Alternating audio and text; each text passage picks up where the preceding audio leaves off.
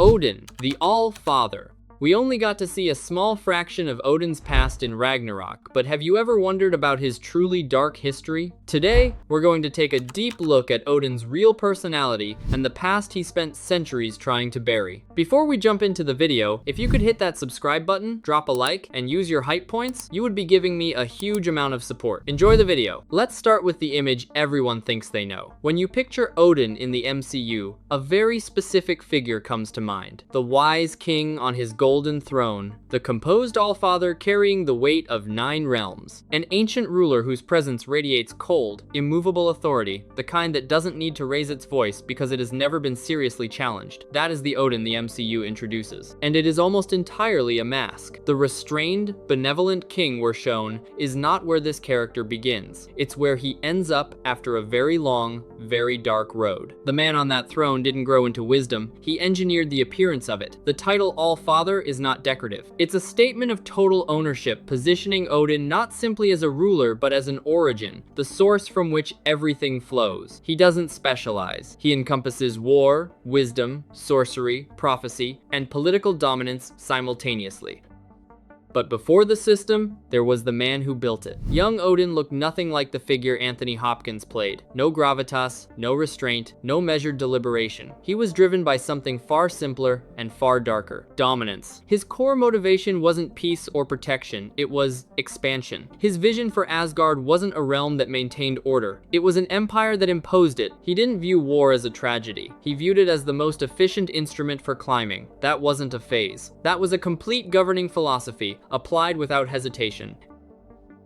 Now here's a detail that almost always gets skipped. Before Odin ever became the All-Father, he had 2 brothers, Ve and Vili, sons of King Bor, alongside him. The story of how the Odin Force came to exist is one of the darkest origin stories in the entire mythology. The 3 brothers traveled to Muspelheim to face Surtur and stop him from destroying the 9 realms. They fought together, broke his sword, stole the eternal flame, but on the way out, Ve and Vili stayed behind to hold Surtur's forces off so Odin could escape through the portal. The entrance to Muspelheim closed. Odin woke up on the other side alone, carrying not just the eternal flame, but the combined power of both his dead brothers fused into him. That is the Odin Force. 3 brothers go in, 1 comes back, and that one becomes the most powerful being in the 9 realms.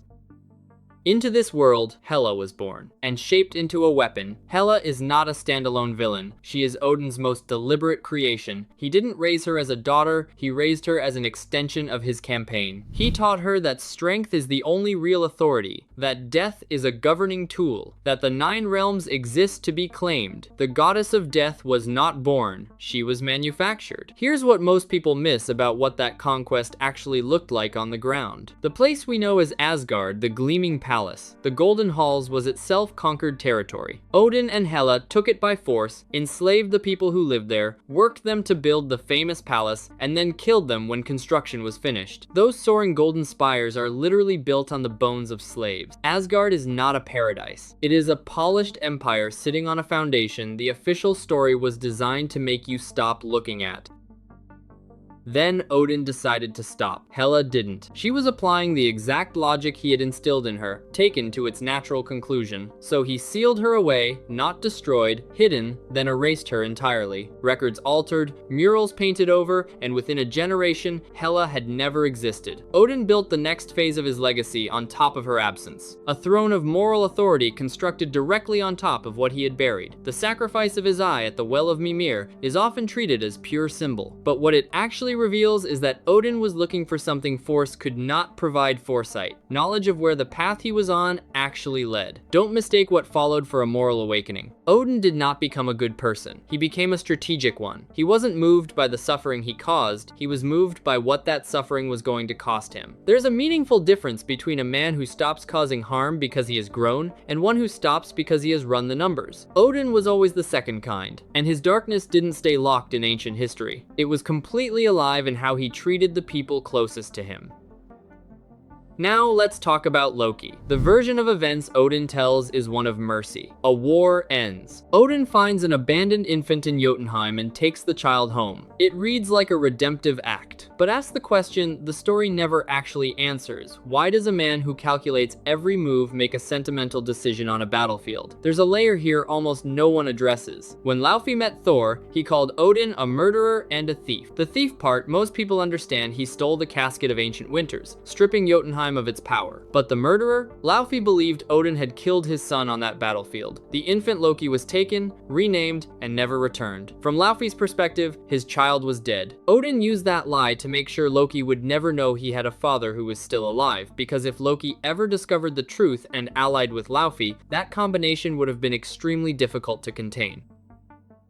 Odin didn't just take Loki, he severed every possible path back. Now look at Loki carefully. He is physically unlike any other frost giant we ever see. Smaller, subtler, built for precision rather than power. His magical abilities vastly exceed what training could explain. The illusions, the shape-shifting, the telekinesis go far beyond what Frigga could have taught him. There's a theory worth taking seriously. Loki may not be purely Jotun at all. His biological mother may have come from a completely different lineage, divine, mystical, something that produced a child who fit no known category. If that's true, Loki wasn't just an orphan. He was an anomaly. And for Odin, an anomaly that powerful with no defined identity is not a child to rescue. It's a threat to contain. The new identity wasn't a gift. It was a leash. For decades, Loki grew up sensing a gap, some inexplicable feeling that the space he occupied in Asgard wasn't quite made for him. He had no tools to explain it because Odin had specifically withheld those tools. When the truth came that he was Laufey's son, that his identity was a fiction Odin had constructed, it didn't just hurt him, it destroyed him. The monster his entire culture had defined itself against was him. That kind of revelation doesn't bend a person, it collapses them.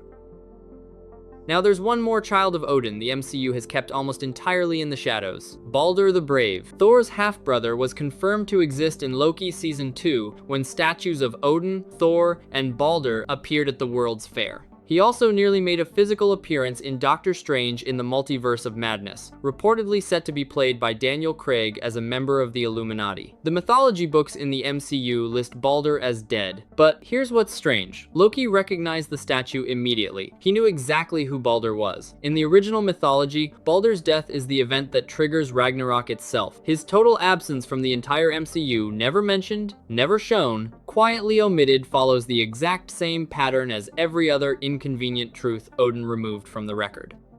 So here is what Odin's relationship to his children actually was, stripped of every comfortable narrative. Hela was a weapon raised for conquest, optimized for destruction. Thor was an heir shaped to carry the image of Asgardian power. Loki was a variable too powerful to leave uncontrolled, kept close and defined by a story Odin authored. And Balder, possibly the most dangerous to Odin's legacy, was simply erased. Every relationship Odin had with his children was conditional on function. In his final years, Odin appears quieter and more reflective. But even then, he didn't tell the full truth. He gave fragments enough for events to unfold, never enough for anyone to understand what they were walking into. His silence, to his last breath, was its own form of control. When Odin died, the suppression ended. Hela's return in Ragnarok is not simply the arrival of a dangerous enemy, it is the physical return of everything Odin spent thousands of years burying. She doesn't just threaten Asgard's present, she invalidates Asgard's entire story about itself.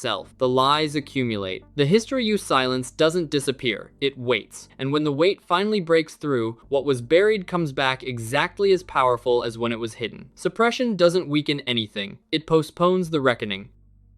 Hela isn't a monster from Asgard's past. She is Asgard's past made flesh, returned on schedule. Odin's story is not the story of a wise king. It is the story of a conqueror who may have used his own brother's deaths to claim the greatest power in the 9 realms, who built a palace on the graves of enslaved people, raised a daughter into a weapon and erased her when she became inconvenient, adopted a child of dangerous lineage to keep him controlled, severed him from his real identity and his real father, and then sat on a golden throne for millennia, presenting himself as the embodiment of wisdom and sacrifice. His greatest crime was not the wars. His greatest crime was the architecture of deception he built afterward, shaping his children into functions rather than people, burying their identities, rewriting history, and doing all of it behind the mask of a father who only ever wanted what was best. That is not wisdom. That is control wearing wisdom's face. And the only reason anyone believed the mask was real is because Odin made sure there was nothing nothing left to compare it to.